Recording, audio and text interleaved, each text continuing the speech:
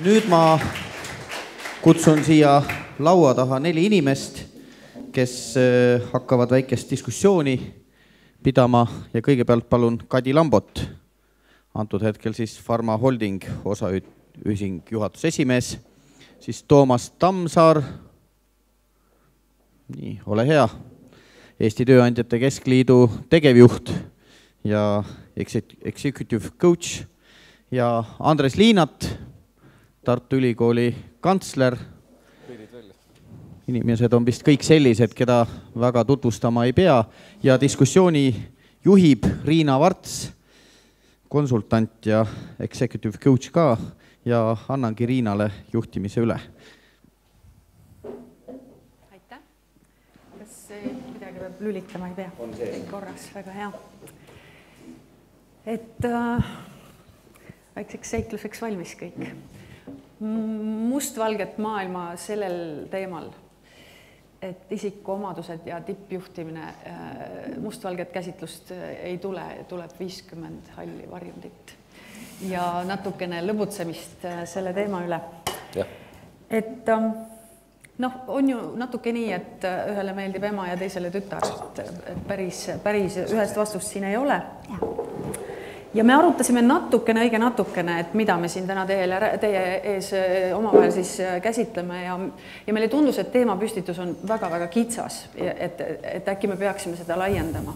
Ja kohe otsustasime, et me ei laienda seda, vaid proovimegi vastata sellele küsimusele. Ja äkki tuleb midagi huvitavat välja. Ma palun, et annaksite siis saalist ka jooksvalt märku, kui teil on midagi juurde küsida, muidu proovime siin siis oma jõududega nii küsida kui vastata. Ja nad püüdsid mu ära rääkida seda asja juhtima, sest kui 4 oleks korraga rääkinud, siis oleks olnud võib-olla keeruline. Ma olin nõus ainult siis, kui mina saan ka öelda, mis mina mõtlen. Ja sellepärast ma alustan sellest, sest siis edasi ma ainult küsin, eks.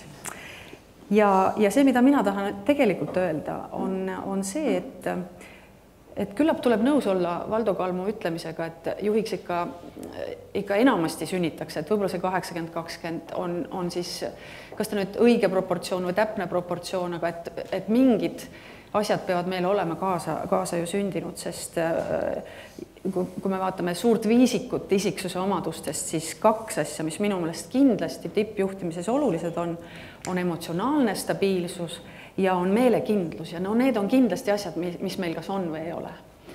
Ja kuna isiksus ja oma 5 suure omadusega on üsna püsiv konstrukt, siis tegelikult on minu meelest hästi oluline juhi eneseteadlikkus, et kui ta oma piiranguid teab, siis ta saab seda muutuvat või muutmist võimaldavat osa arendada.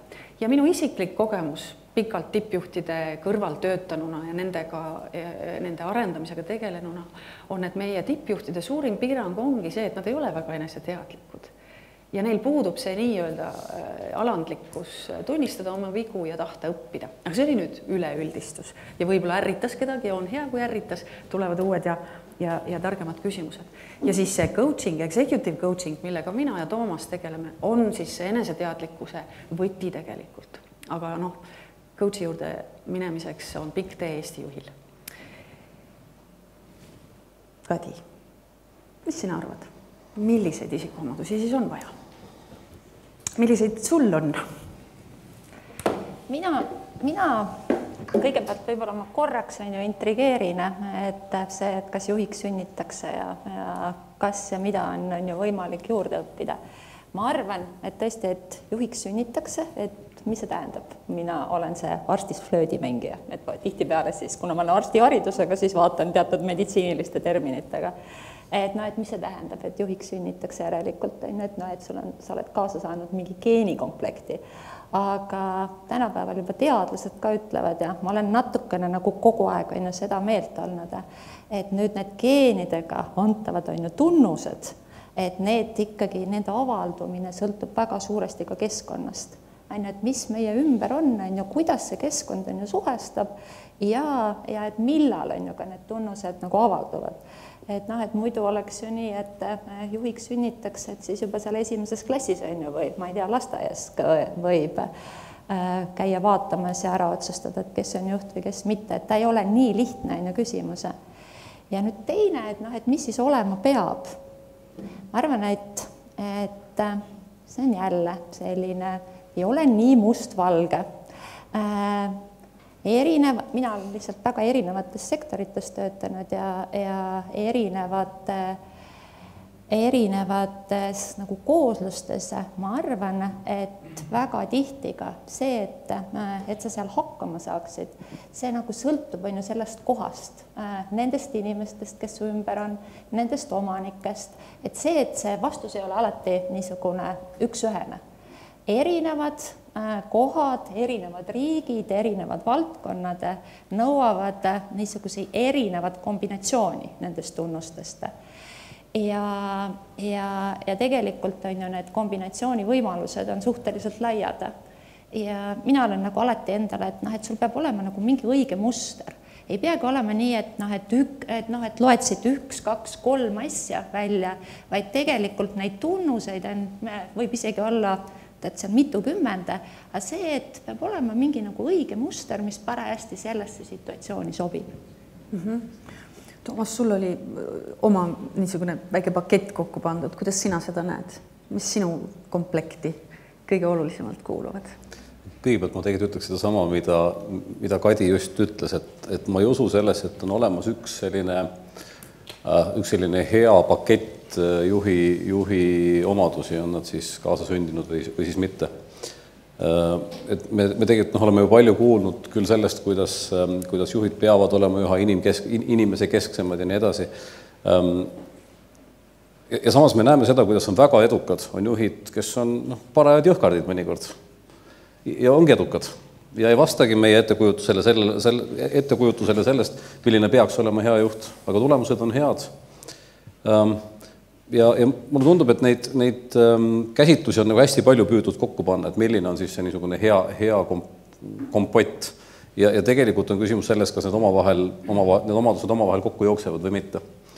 Aga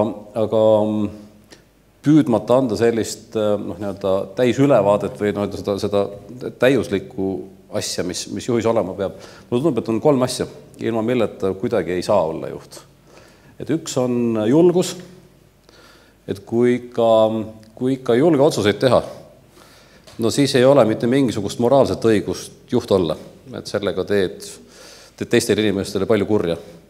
Võib-olla on veel natukene meie eilse tööandjate konverentsi lainel, mis puudutas riigireformi, eks ole, et kui seal ka ütlesin, et kui sa ikka nagu loodad, et rasked otsused sünnivad ise alt üles, no siis tegelikult sul ei ole õigust juht olla.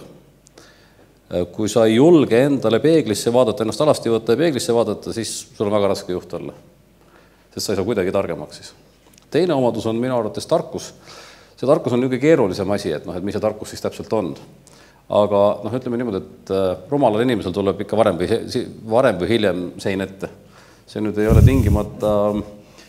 tingimata kaasasündinud omadus, aga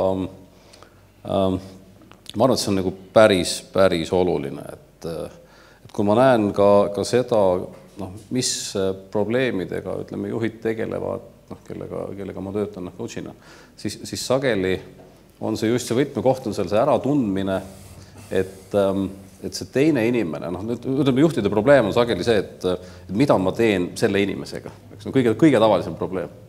Midagi see, mis sa ise endaga teed, eks ju. Ja see hetk, kui juht hakkab aru saama tegelikult, et ta suudab enda maailmavaate ja raamistikku sellest välja tulla ja aru saada, mis on selle teise inimese raamistik. No see on nagu natukene intellektuaalne selline konstruktsioon, aga siis tal on lootus tegelikult organisatsiooni juhtimisega päriselt hakkama saada. Ja kolmas on usaldusväärsus.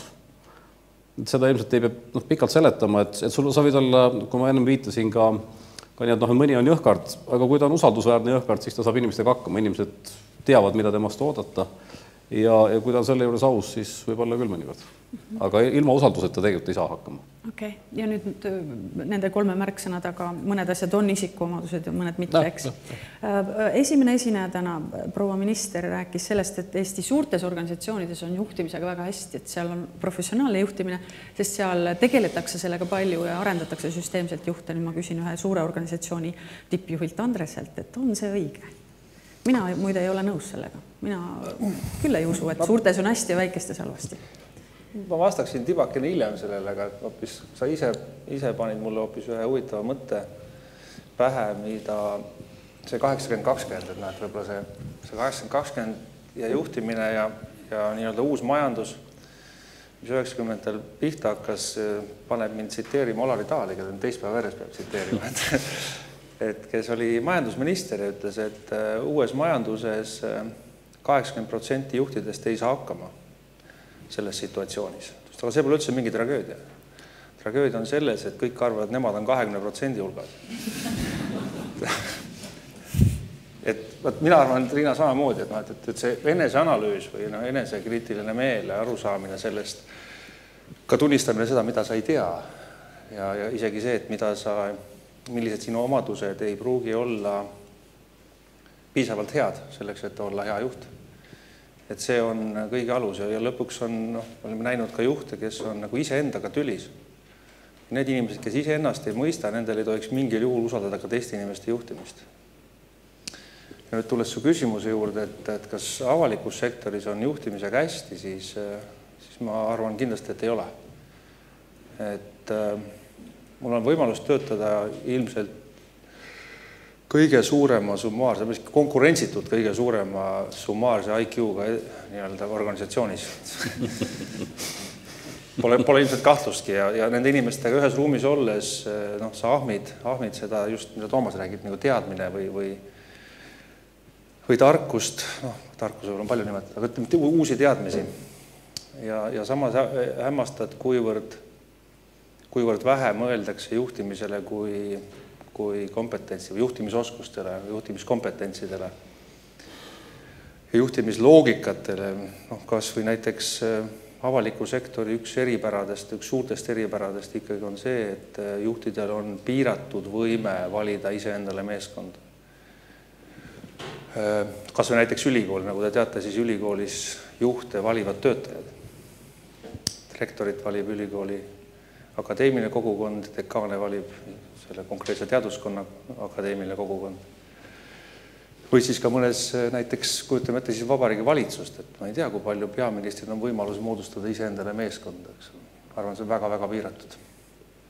Nii et see on kindlasti üks nii-öelda sisse kirjutatud paradoks, mis muudab selle juhtimise äraspidiseks, keeruliseks ja seetõttu ka ebaefektiivseks.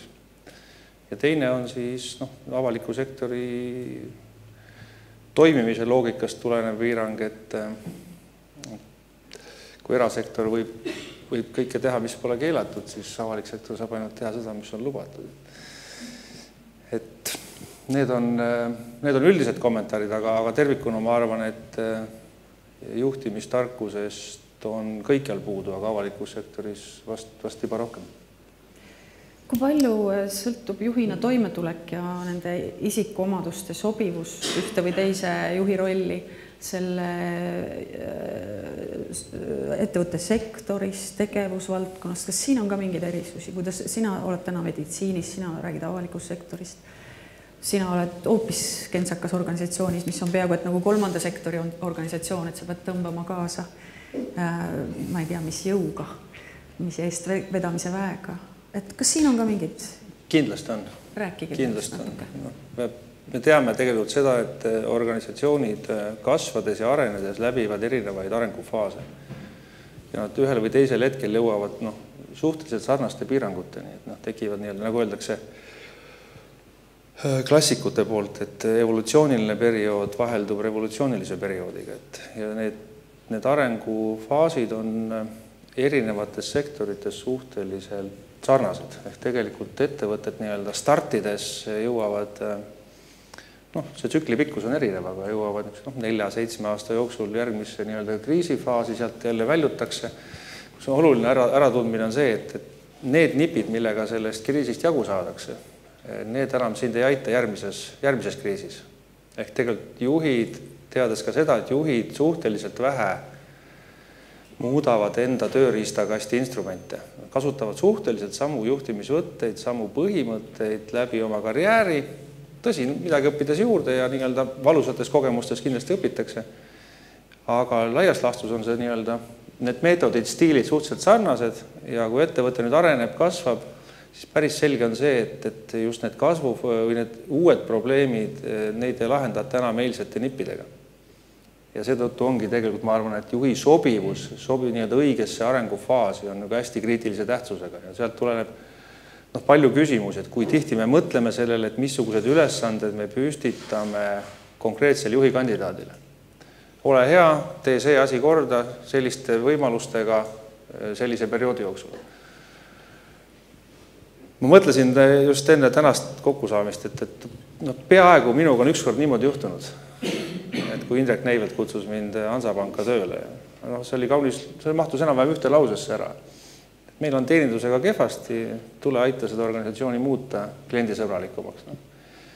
Loomulikult me ei rääkinud tähtaegadest, aga see on midagi sellist, mida ma arvan just üks tippjuht, otsides enda meeskonda uusi liikmeid, peaks mõtlema, mis on see ülesanne, mis on see periood, mis on need põhimeetodid ja ka mandaat, mis sulle antakse, et kas sulle antakse mandaat näiteks vahetada oma meeskonda.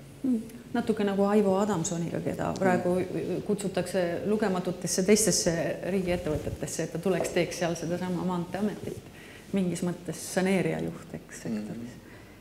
Kuidas teie? Ma olen sellega päri, et tähtis on see ettevõtte erinev arengufaas. Me oleme siin oma viimase 15 aasta jooksul näinud buum, masu. Need tegelikult on juhilt need ajaetapid on nõudnud väga erinevaid niisugusi isikuomadusi, on minu väide. Nüüd üks juht võib nende erinevate arengufaasidega küll väga hästi hakkama saada, aga ei pruugi. Ja teine, kuna mul on ka isiklik töökogemus avalikus sektorist, mida ma hindan nagu väga kõrgeks võimaluseks, mis mulle nagu väga oma tööelus meeldis, avaliku sektori ja erasektoris mu väide on ka, et nüüd seal teatud sellised isikuomaduse erinevused tihtipeale on vajalikud. Näiteks, et üks edukas juht avalikus sektoris, kes tõesti on tulemusi ka saavutanud, mida saab tihtipeale siis alles ajas hinnata, need on tegelikult väga tugevad juhid, on minu väide. Avalikus sektoris seal tihtipeale puudub selline hierarhia, mis teeb mõnes mõttes tulemuste saavutamise kergemaks. Sealt peab palju kokku leppima, seal on hästi suurt koostöövõimekust vaja, läbirääkimine, juba enne tajumine, kelle ma pean kampa tõmbama. See on kõik erasektoris ka, minu väide on see, et on avalikus sektoris tunduvalt keerulisem ja need, kes seda suudavad teha, need on tegelikult erasektori inimesed tihtipeale, mu väide on see, et ei ole selles väga tugevad. Et me ei saa alati üksteist vastandada. Ja, see on väga huvitav. Ja samas üks asi, mis vist avaliku sektori töötajaid väga paljus või selgesti eristab, on toimetulek selle kummi venitamise ja selle bürokraatilise maailmaga, kus tegelikult nagu midagi ei saa justkui teha. Gunnar Kobini sugust meest oleks vaja. Just nimelt, aga minister ütles ju ka täna väga huvitavalt, et tööandja maine avalikus sektoris justkui on kõrge, aga me ei saa inimesi värvata, meil pole palka. No aga kes siis seda palgastrateegiat riigis, kui mitte valitsus ei peaks juhtima? Andres ütles, et Gunnar Kobina sarnast meest on vaja, kuna ma olen Gunnariga väga palju aastaid koos töötanud, siis mu väide on see, et Gunnar nii kaua, kui ta on näiteks Ekspress Grupis töötanud, ta kunagi avalikus sektoris ei peaks vastu. Ei, ma see oligi irooniaga öeldud. Taaskord jälle see sobivus ühte või teise konteksti või arengufaasi, kas või näiteks palju kiidetud startupid, Kristo Käärmann ja Hardi Meibaum ja ma arvan, et näiteks tänased esinejad panna nad juhtima täna Delfit või Estonian Airi või Eesti Telekomi, ma arvan, et see on hoopis teine. Ma mitte kritiseerides, vaid lihtsalt see ongi hoopis teine stiil, hoopis teine ülesanne, hoopis teised ootused ja mitte nad läbi põruksid, aga ma usun, et see oleks keeruline. Toomas. Ma arvan küll seda, et ei ole päris nii, et üks juht sobib ühesugustesse situatsioonidesse juhiks ja teine juht nagu teistsugustesse. Küllap seal on ka oma tõetera. Ma küll arvan seda, et juhid, kellel on nagu juhi eeldused, nad saavad hakkama tegelikult ka täiesti nagu väga erinevate ettevõtte elufaasidega ja erinevate situatsioonidega. Tõsi küll, ma arvan, et saavad palju paremini hakkama, kui need on erinevad ettevõtted. Ehk et kui sa oled väga pikalt ühes ettevõttes olnud, siis seal seda faasimuutust teha on väga raske. Ja kui sa lähed teise kohta ja alustad nullist, mis on minu poolest kas või keset kriisi, sa tegelikult teed endale juhina asjad selgeks ja sa lahendad seda probleemi, mis seal parasjagu on. Just. Ja ma arvan, et kõigist nendest selles mõttes saab päris palju õppida, et eks me õnneks ikka juhtidena saame areneda nii kaua, kui me seda tööd teeme, et ma arvan, kui sa lähed, Andres, äkki kunagi taas erasektorisse tagasi. Seda ma tahaksin. Sa räägid seda juba palju aastaid. Kuulsite personali.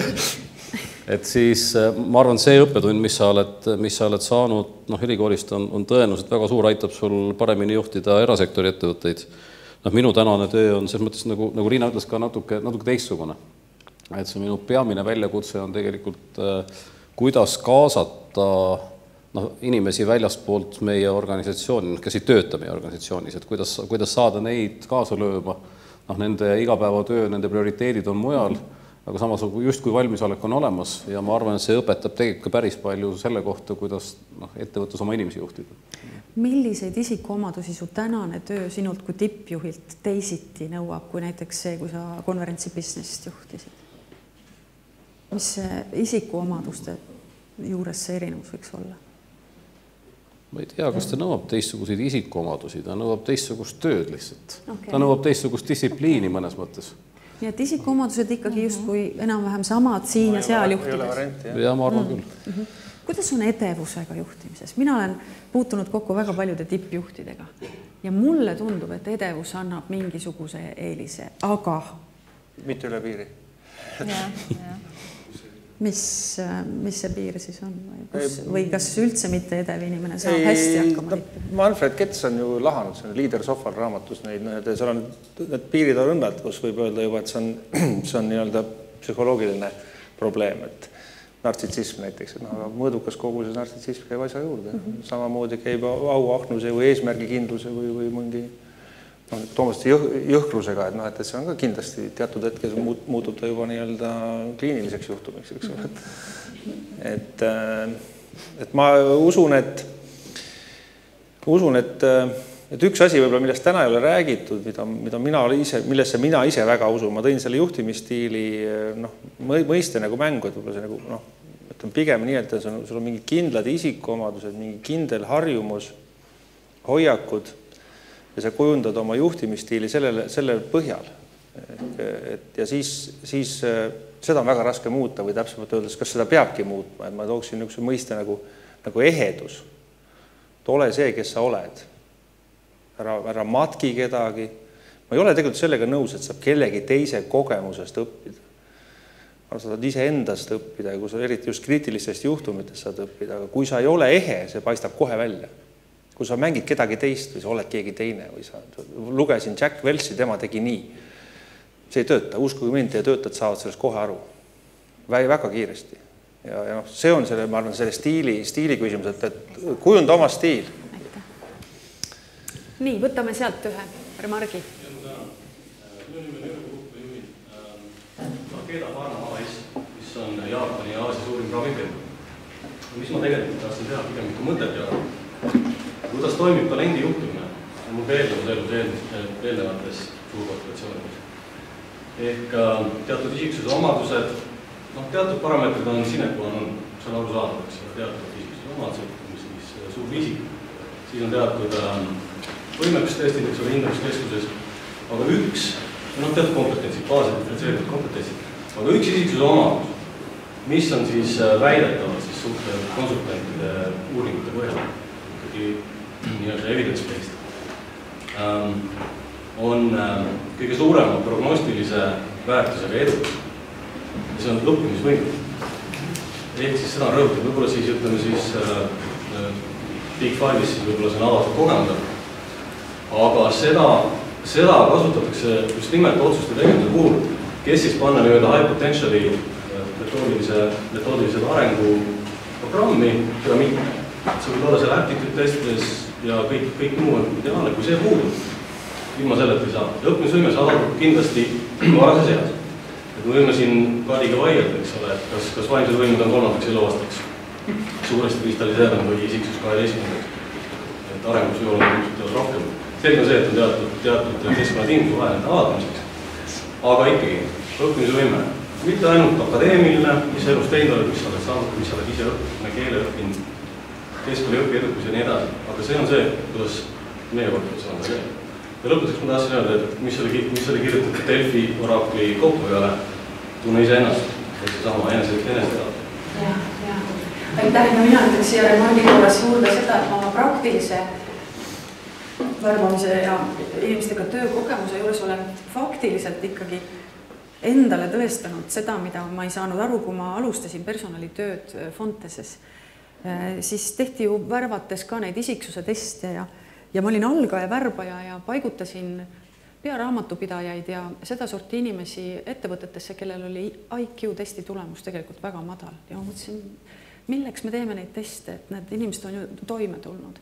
Ja ma kogu aeg mõtlesin, et tegelikult see võimekustesti tulemus ei ole nagu juhtimispositsioonil oluline ja hilisem elu on mulle seda praktiliselt kinnitanud.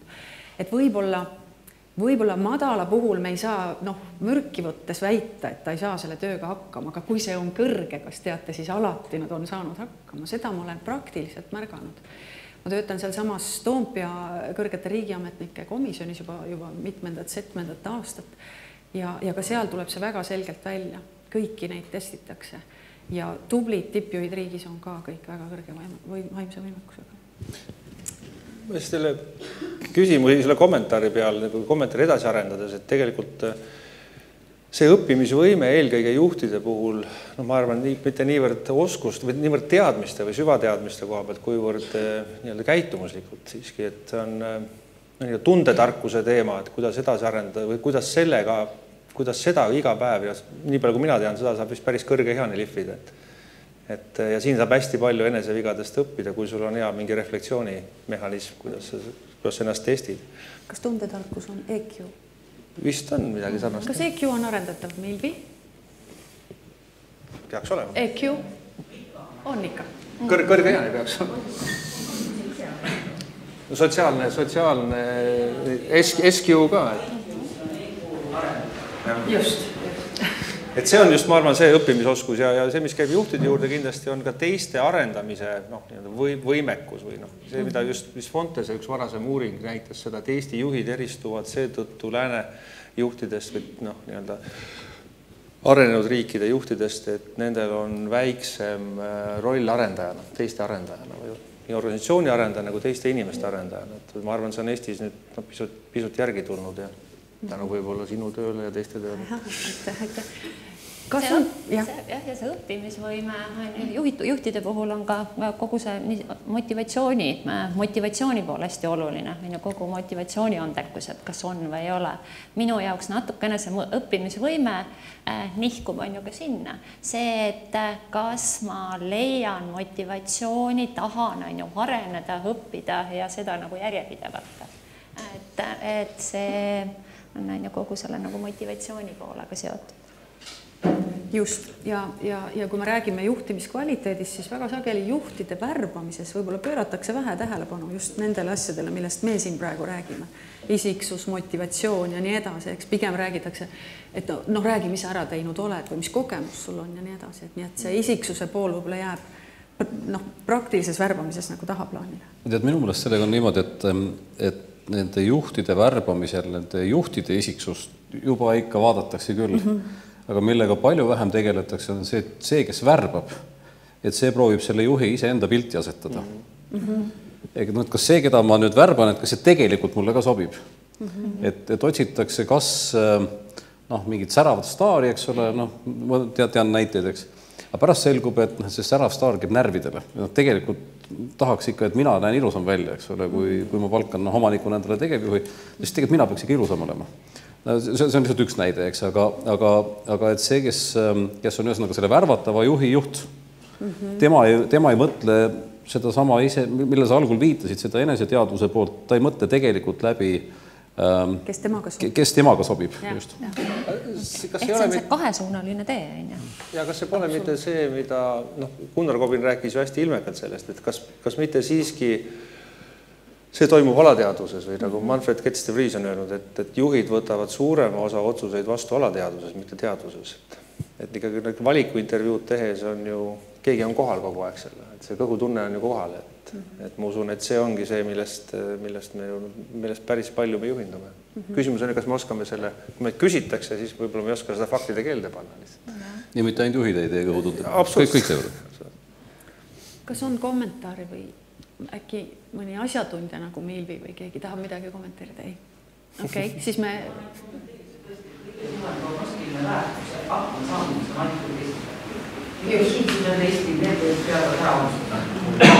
See on tõsi ja võib-olla isiklikust kogemusest ütlen, et minule meeldib neid teha sellepärast, et neist on siis tore rääkida. Sest sa kuuled, kuidas ta kommenteerib neid, see on see, mis on siis väärtuslik, eks? Muidu me otsiks juhte ju tegelikult, ma ei tea, Paul Kerese malekooli ukse tagant, eks tulevasi juhte vaatast. Nii lihtne oleks ju tegelikult see. Meil on üks kolleeg, kes iga aasta täidab üliõpilased, kes astuvad ülikooli, siis teatud erialadel teevad akadeemilise võimekuse testi. Ja minul üks kolleeg teeb seda iga aasta ise ka, ta saab 99 või 100 punkti ja ütleb ise selle kohta, et suhtlemistestil ma kukkusin kohe läbi. Et ta teab ise seda. See ongi, minu arust see on tema nagu tugevus, et ta just täpselt teab, mis on tema tugevus või kas siis nõrkus. Et see on just see kombinatsioon sellest. Mitte alatähtsustada selle testi või selle akadeemilise võimekuse olulisust, aga midagi peaks veel olema. Okei. Ise töötades personali juhina ikkagi ilmselt iseloomustab natuke see, mis selle spordialaga tegema. Ja olen küll tähele pannud, et edukamad on juhid, kes on tegelenud meeskondliku spordialaga. Kui ma olen ikka tegelenud pikama jooksuga maraton jooksis enda teistsuguse isikuse omadusi. Ja ma küsin nende, kes seal istuvad, et kas oled sellega nõus, et see on minu praktiline kogemus, mis on väga ikka valikud tehes. Ma hakkan pihta. Mina ja siin ka Andrus Ossip, kuna me oleme kunagi koos ujumisega tegelenud, mis kindlasti ei ole meeskondlik spordiala. Ja mu mälu järgi me mõlemad olime veel nagu pikama ujujad, sellised staierid, et ikka kohe ei plahvata, et tuleb kauem vastu pidada.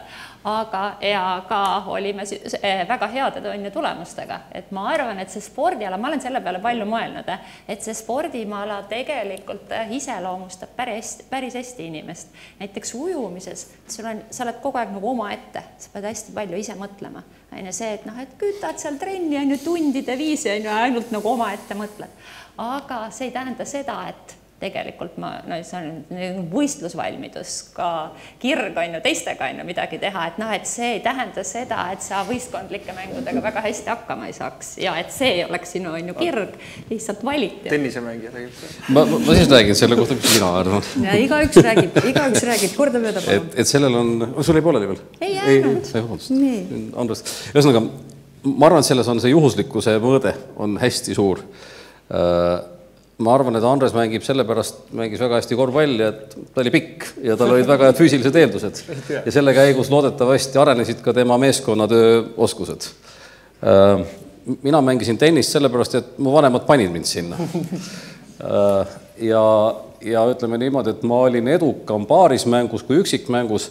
Ma võiksin öelda, et see oli sellepärast, et ma olen parem meeskonnamängija, aga võib-olla oli see hoopis sellepärast, et paarismängus on teatavasti konkurents täpselt poole väiksem kui üksikmängus.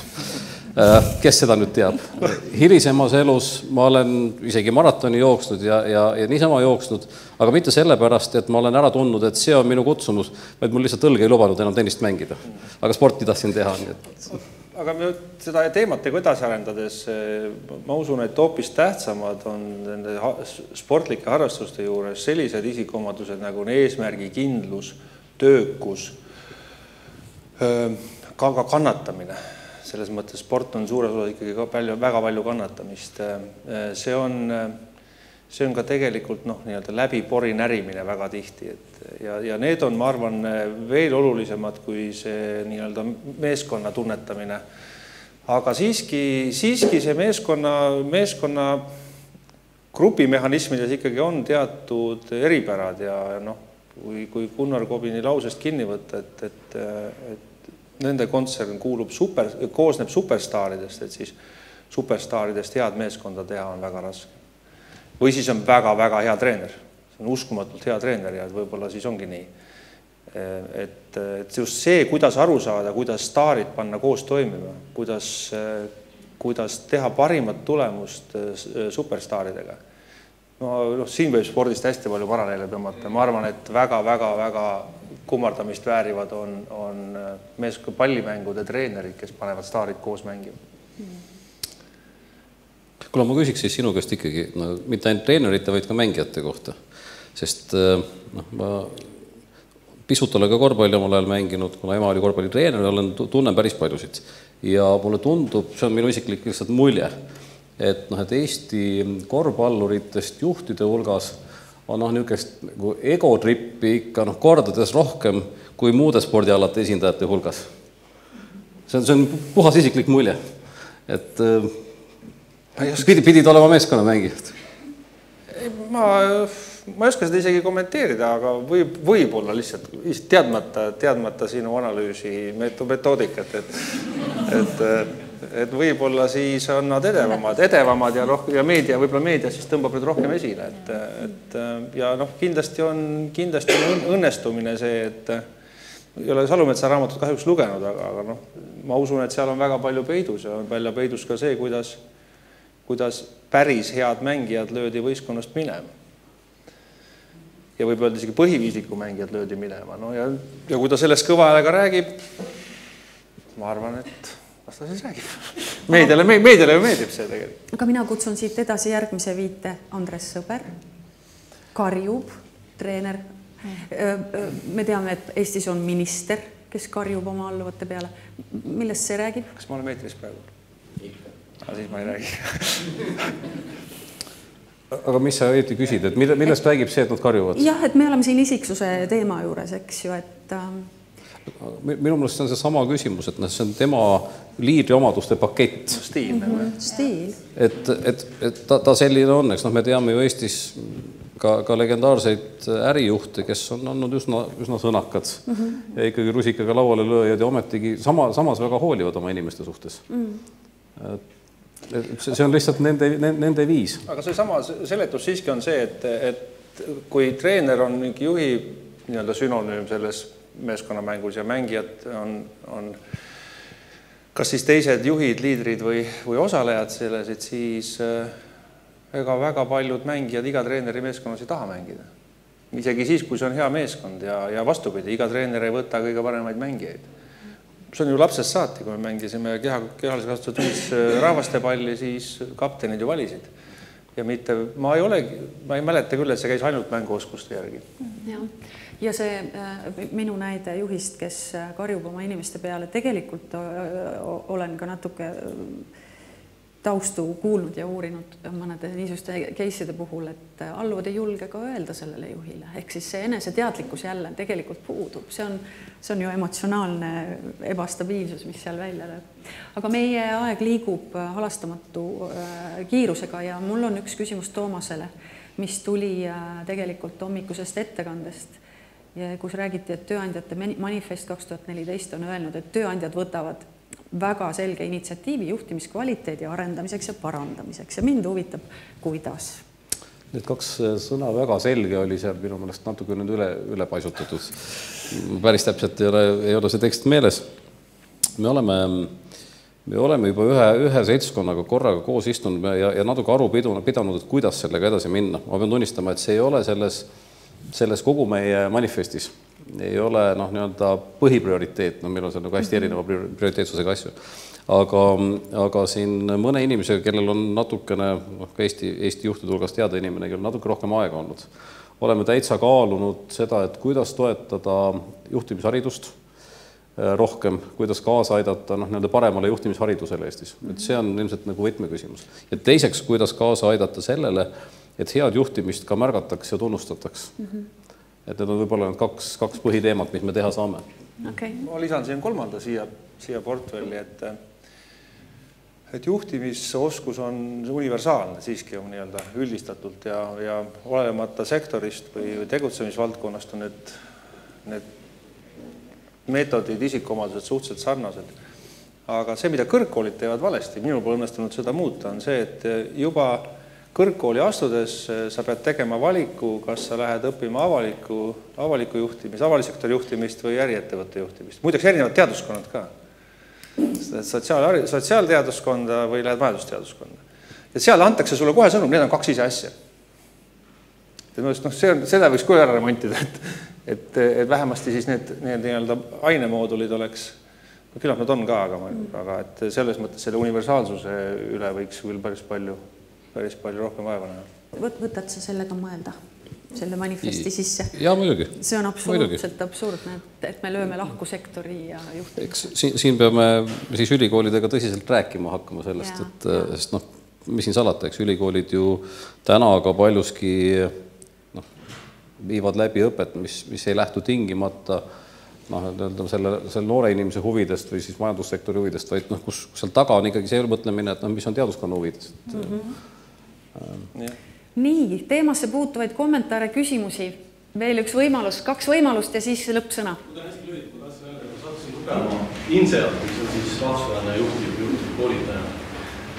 Eesti 2014. aastal oli talendi konkurentsivõimelisus edetabelis 93 riigi seas 19 kodulehel on olemas. Esimene Šveits, teine Singapur, 3. Luksemburg, 4. USA, 5. Kanada, 6. Rootsi, Jaapan 20. Esimene küsimus oli, ma ise mõtlesin, et kas vastus on äkki Max Weberi kapitalismi protestantlik eetika, kapitalismi vaimutest, protestantlik eetika, kui võtta ministriks Šveits ja Benelux ja Põhjamaad, kes olid kõik seal. Aga tegelikult üks sõnum oli, et väike riik, kus talendil on kriitiline olla hea. Ja ma olin üllatunud, kui edukas Eesti, aga Eestis on muud probleemid.